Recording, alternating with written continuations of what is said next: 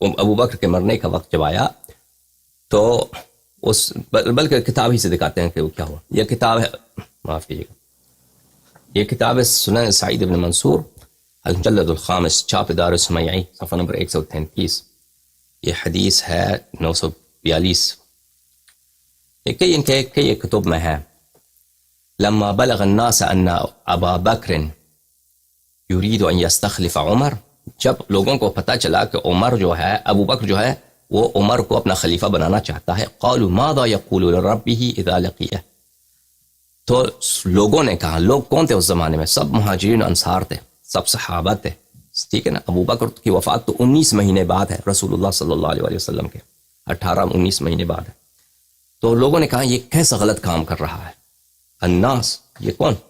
فقالوا ناس، لوگوں نے کہا، اہل مہاجرین انصار نے کہا یہ کیسا کام کر رہا ہے، ابو بکر عمر کو اپنے بعد خلیفہ بنا رہا ہے.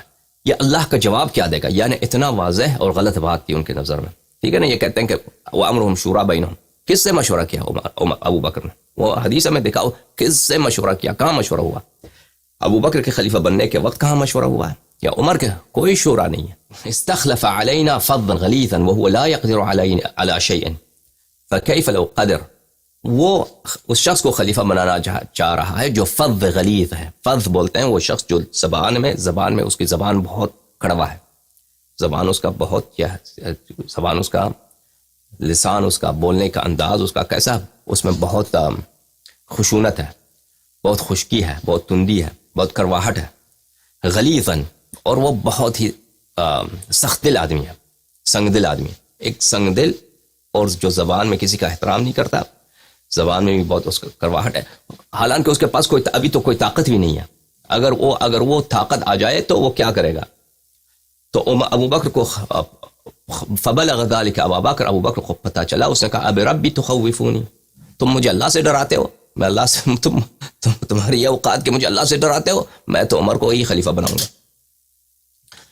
یہ کتاب المصنف فی الاحادیث والآثار، الجزء السادس، چھاپ دار التاج.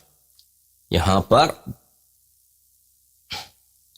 روایت کرتے ہیں، اسماعیل زبید سے روایت کرتے ہیں کہ لما حضرت ابا بکر الوفات ارسل الى عمر لیستخلفہ،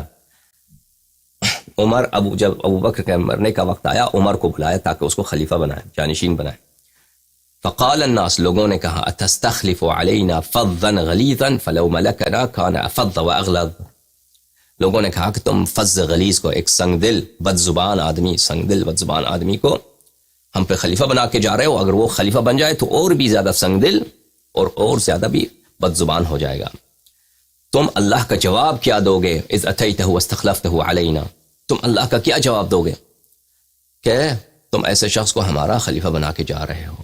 قال تخوفونی بربی، ابو بکر نے کہا کہ تم مجھے اللہ سے ڈراتے ہو.